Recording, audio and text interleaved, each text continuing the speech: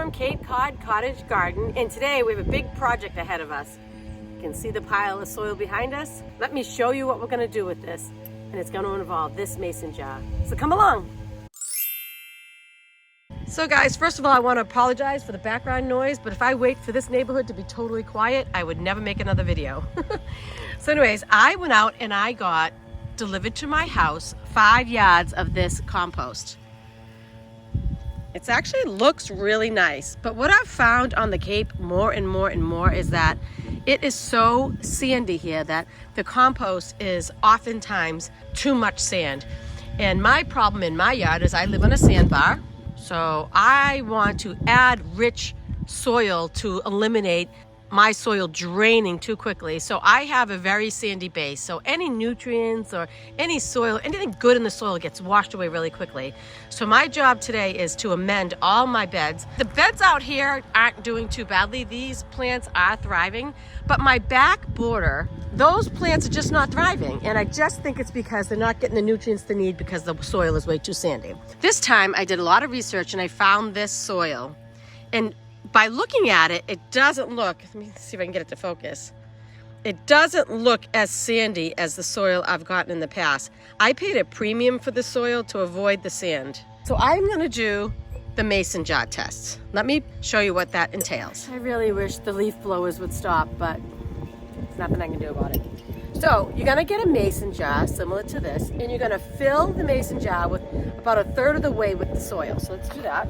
I'm gonna grab some randomly. You're supposed to sift it, but I don't have a sifter, so we're just gonna make do. It's more or less 1/3. And then what I'm gonna do is I'm gonna fill the rest up with water. I'm gonna shake it vigorously, and I'm gonna let it sit at a timed interval. If there's a lot of sand, it should settle, and you can see how much sand you have in your soil. So let me go fill this with water, and then we'll come back when it's done, and we'll see how sandy it is. It doesn't look that sandy. Now this soil is a mixture of compost, horse manure, worm casting, mycorrhizide, which I can never say that word, and I believe mushroom compost, but I'm not 100% sure. So I'll put either in the description or along the bottom of this video what exactly is in this compost. I did pay extra for this because I didn't want the sandy compost. So let's see if I got ripped off or not. And after I do this test, me and Mr. Hubby are gonna get to work spreading this on our gardens.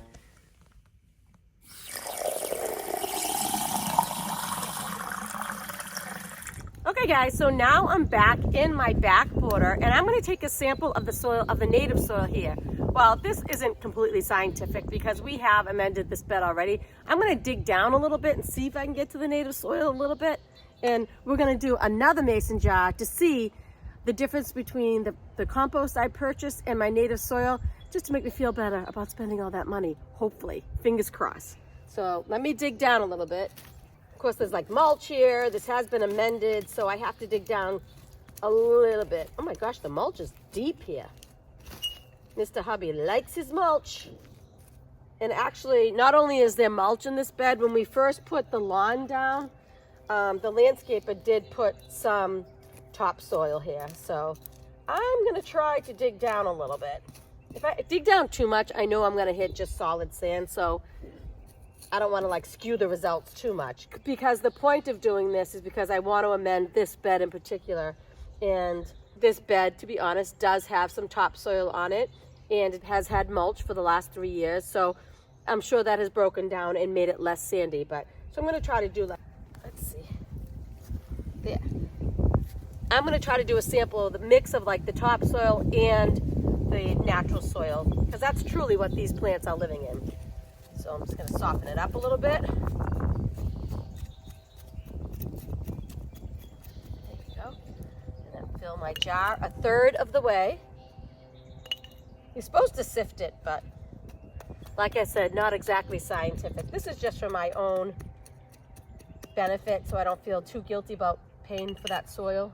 And I know if you go down probably 5-6 inches, it's like pure sand, but I don't want to do that because these plants, although they are going down deep, they are getting the nutrients from that top layer too. So, all right, let's go fill this water, shake them up, and see what we get. Okay guys, I have both mason jars here. This is the soil from my backyard, And this is the soil from my compost that I just purchased. So I just filled them with water, and now I'm gonna vigorously shake them up. And what we're gonna do after that is we're gonna set a timer for 1 minute. And after 1 minute, you should be able to see the sand that layers on the bottom. And then you're gonna come back in 2 hours and measure again. And the next measure will be the silt in the soil. And then you're gonna leave it out for 48 hours. And after 48 hours, the top layer will be the amount of clay in your soil, which I have one area with clay soil in my yard, but it's a very small area. Most of my soil is sand. So this is the native, this is the compost. Let's shake them up. Now I don't have lids. Lids would be optimal here, but I don't have lids, so it's gonna probably make a big mess. So let me give them a shake. This is the native soil. You wanna shake them up really well. And you're supposed to strain it, but I didn't strain it either. Like I said, this is just my own benefit. I think that's pretty good. Let's shake up the other one. This is the compost. Oh, it's making a big mess. Ew, big mess. Okay, so let me set my timer for 1 minute and we'll come back and see what we have for sand. Okay guys, it's been 1 minute. First of all, look at the difference in the color.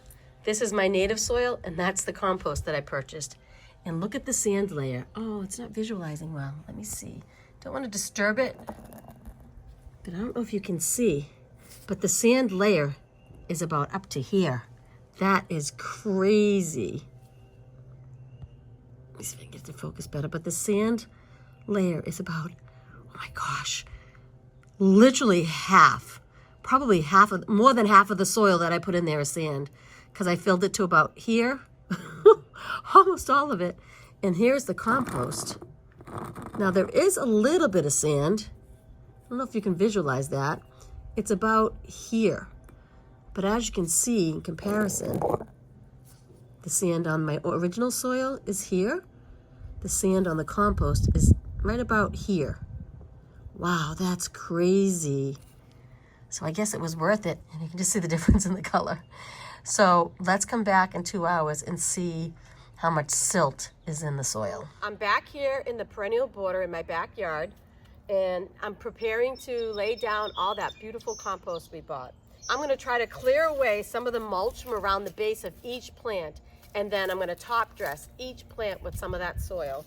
But in the meanwhile, while I'm doing that, there's lots of dead debris and sticks and branches and leaves that need to be picked up too. So this is gonna be quite a project for me and Mr. Hubby today.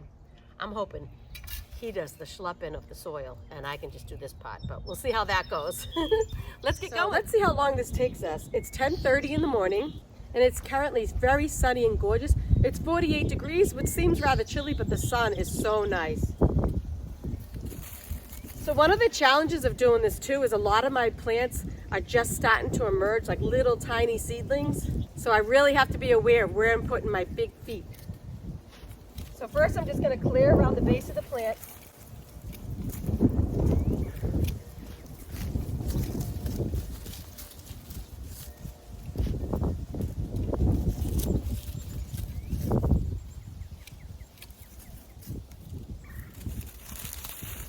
Clean out all this leaf litter. This is a hydrangea. I can't remember the name. It's like Bojangles, maybe something like that. But I'll put it on the bottom of the screen. So this is macrophylla, so I do not prune this right now. I wait till after it blooms to take out any dead wood, because this all looks dead right now, but trust me, it's not. What I am going to do just to neaten up is just take off the bloom heads. I just cleaned all my clippers and sharpened them, so everything's working nice. It's cleaned, oiled, and sharpened. Did I really plan on doing this today? No. But when you get in the garden and you see a task, it's best just to get it done. Now I'm being very careful not to cut off any buds. These buds are very small still, so they're hard to see. They're starting to puff up a little bit.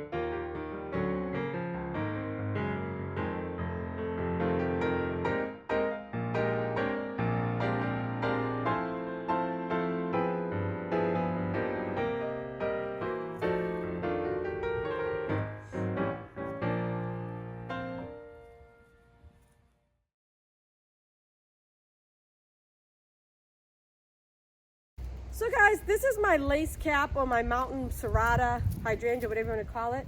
And I, right now, am just gonna take off the dead blooms. This is one you don't want to prune in the spring because it grows on old wood. And this was stunning last year. I don't know if I have a picture, but if I do, I'll insert one. But I'm just gonna go ahead and just clip off the very top of the dead blooms.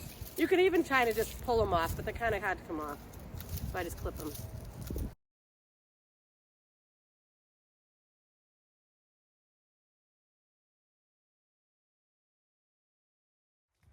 Okay, 2 hours has passed by and I come out to check on my mason jar test, and Mr. Hubby took the tree limb and stuck it in my mason jar. What the heck, Mr. Hubby? I'm doing an experiment here. Oh well, let's look at the sample from my, sorry for the bad camera work here. And this is the sample from my regular garden soil. My native soil, I should say. You can see the sand up to like here. And then that tiny little layer, is that the silt? I'm new to this also. But wow, it's mostly sand, obviously. I only filled this a third of the way. I filled it to about here. So most of it's sand. Okay, Mr. Hubby, I have a question for you. Yes. Why did you put that branch in the mason jar out front? I was doing an experiment. I was waiting 2 hours to see the silt come on top of my mason jars.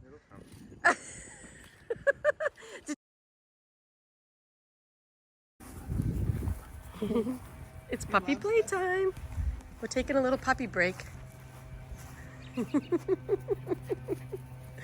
This is my brother-in-law and sister-in-law's puppy.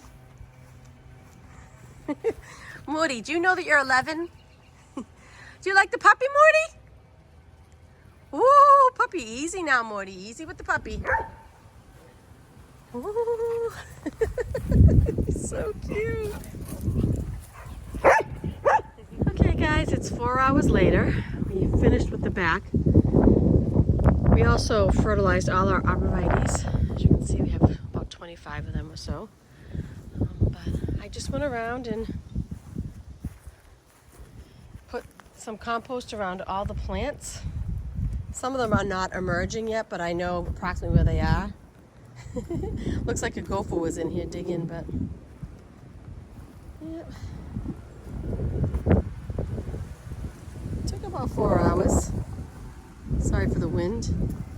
I pruned back a few things. I still have a lot of work to do, guys. This is like, sorry, we haven't all the way cleaned up yet. Then we did over here too. In the secret garden.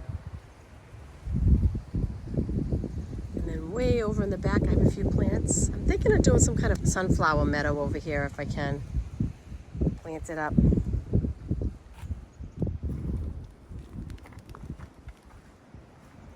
And the other day, I have a video I can put it above when I topped off all my beds. So they're ready to go. So next up, guys, I gotta prune roses, prune more hydrangeas, and do some more general cleanup. So guys, I think that's gonna do it for today. We learned a few things today. The mason jar test works. I actually confirmed what I already knew. My natural soil is mostly sand, as you can see.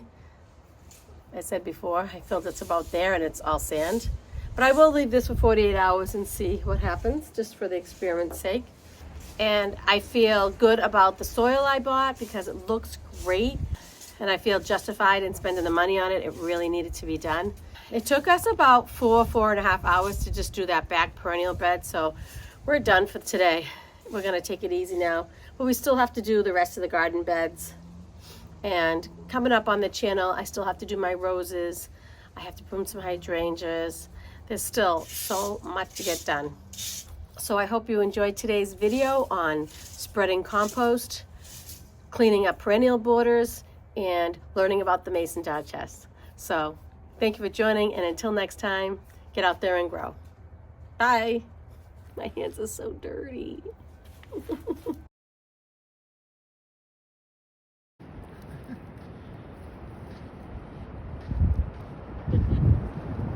water. Oh, Oh, he's in the water. oh. Don't drink it. Come here, boy. Come on, come on. Oh, he's drinking it. Sonny. Come on. Out of there.